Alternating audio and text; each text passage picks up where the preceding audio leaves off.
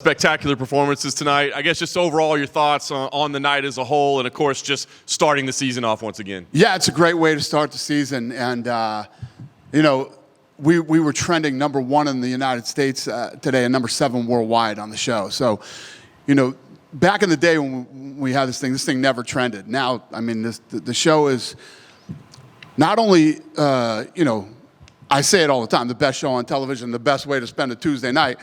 But it's also, obviously, I was saying today I did a media tour, and when you look at our board of all the fights that are coming up from Perth all the way to December, you know, most of the board is blue.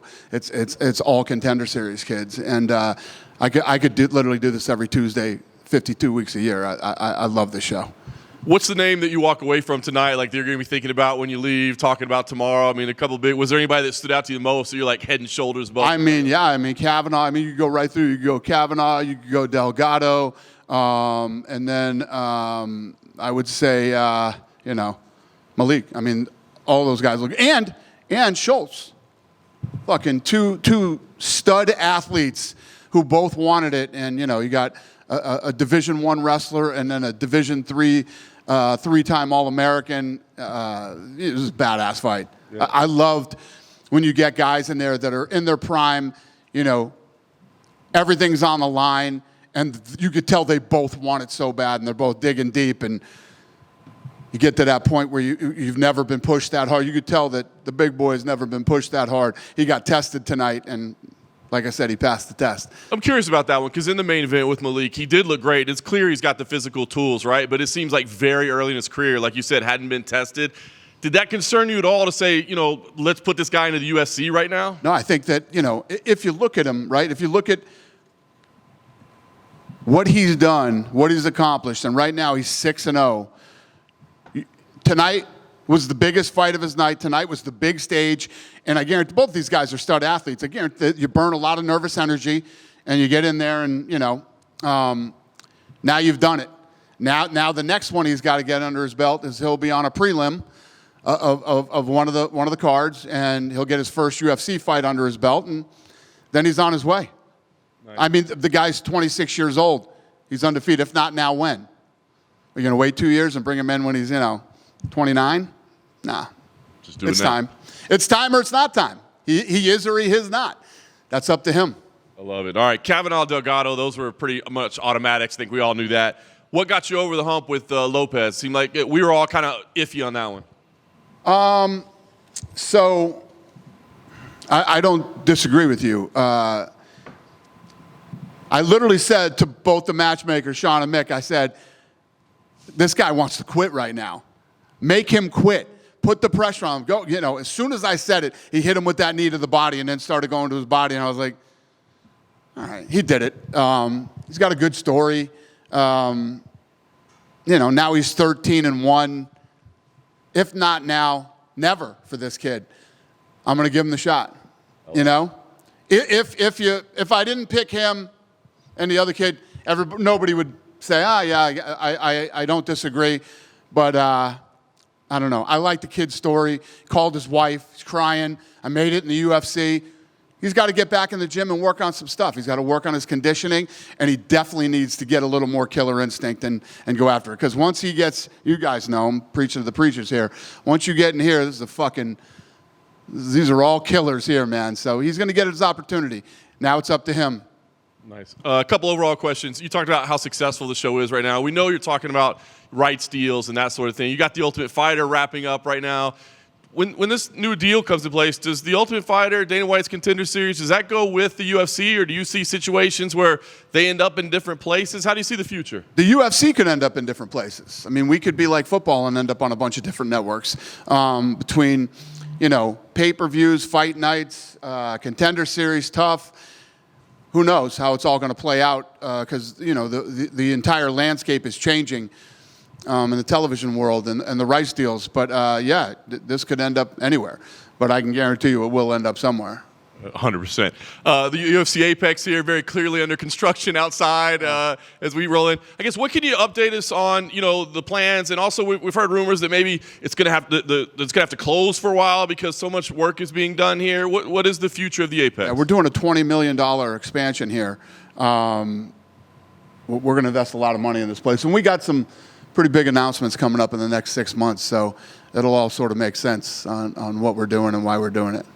Sounds good. Last thing I'll ask you, obviously a big pay-per-view this weekend as well. What can you tell us about the expectations for this title fight, the bitter rivalry finally coming to a close, early reports of tension down there, I guess. Just what can you tell us about this weekend? Yeah, I'm sure.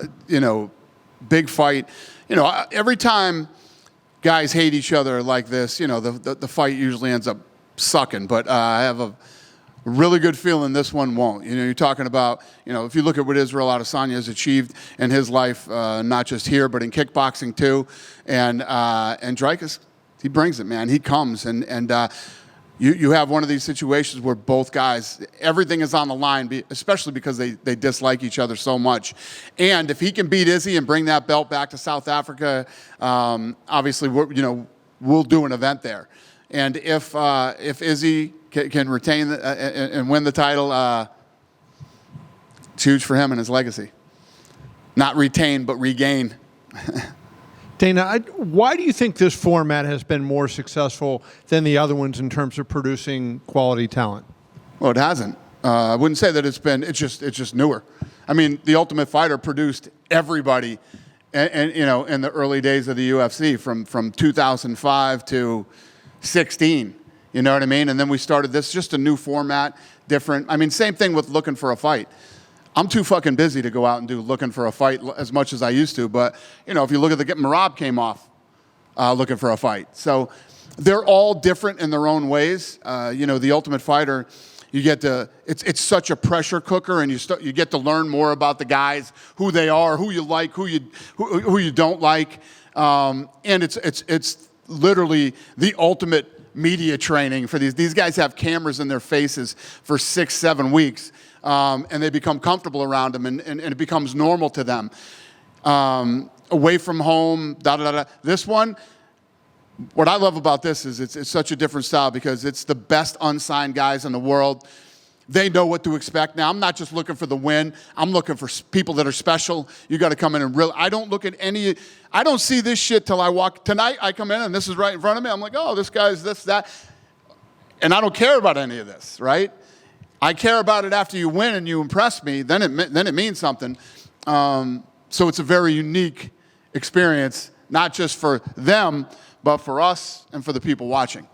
Have you ever seen a more violent knockout? Because the kid was on the ground than Kavan. That kid was on the ground a long time, and it was kind of scary there for a while. Yeah, no, that was vicious. One of the nastiest knockouts we've ever seen on the show, and we've seen some shit on this show. But, yeah. And, again, that kid's no slouch either. It's not like you saw this vicious knockout against the can that you threw in there against somebody that's on the rise. That was a real fight, two real guys. I'm excited to see what Kavanaugh does in the UFC. Hi, Dana. Hi. I've been seeing a lot of fighters posting that they want to be on the Jon Jones card in November. I'm just curious if you can update if there is a Jon Jones card in November that we don't There's know not about yet, but there will be. There's not yet, and yeah, we were literally talking about that today. We'll start building that card soon. I saw that you and Conor were both in Sturgis. I'm wondering if you guys met at all and talked about the potential of his fight as well? We talked, yeah. We talked. We didn't meet up, but we talked. And yeah, he wants to fight, so we'll figure it out. Soon? By the end Not of this year. He won't fight this year. And then just one more about the construction. I know you said there's an announcement coming, but do you anticipate maybe during the time that it's closed, we could see fight night cards here in Vegas, but at other locations like Durango or I don't know if Fontainebleau? it's true that it's closing. I don't know how that's going to work out, but yeah, I don't know enough about that. Okay. But you know, we're open to traveling around to many different places now. More open than I was a couple years ago. Right. Thank you. Dana, you told Jim Rome that Sean Strickland's getting the next crack at the title. So where does that leave Robert Whittaker versus Khamzat Chimaev? Well, what I was saying is he's ranked number 1 in the world.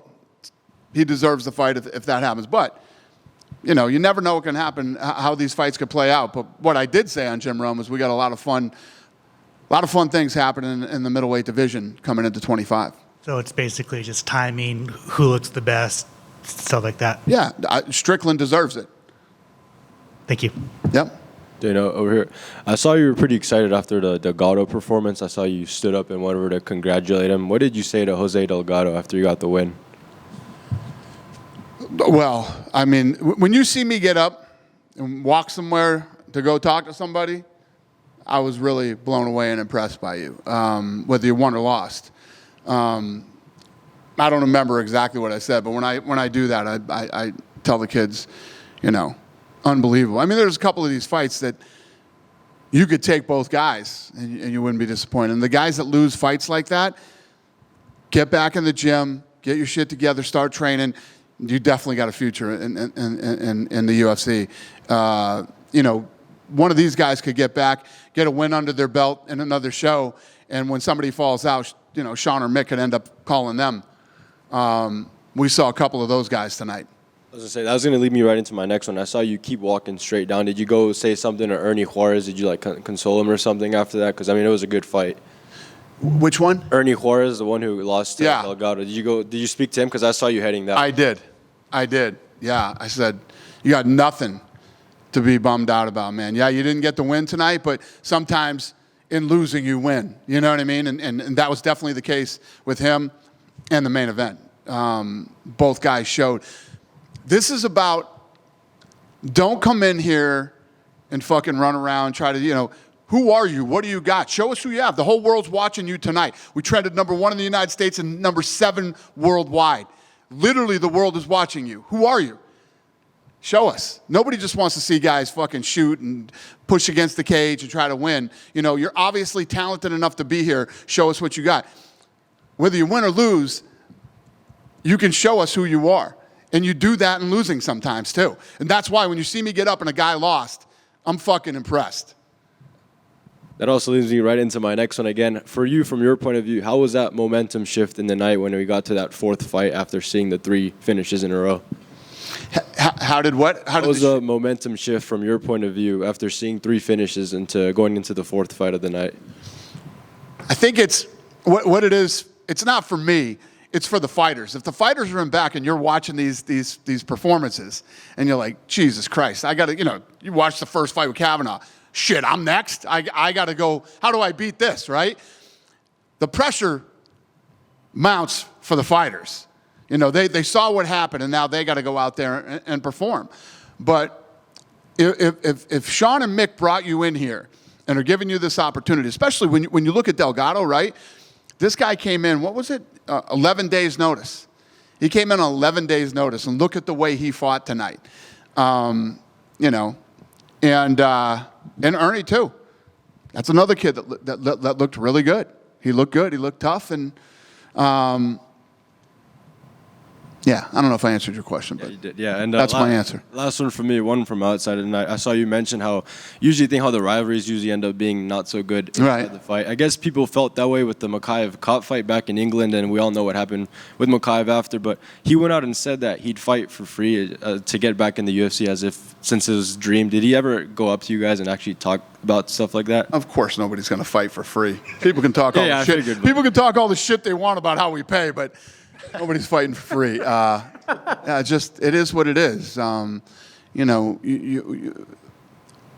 I always say this, that this is an opportunity to be here and to perform in front of the entire world. And, you know, he's just a guy that did everything wrong and pissed these guys off.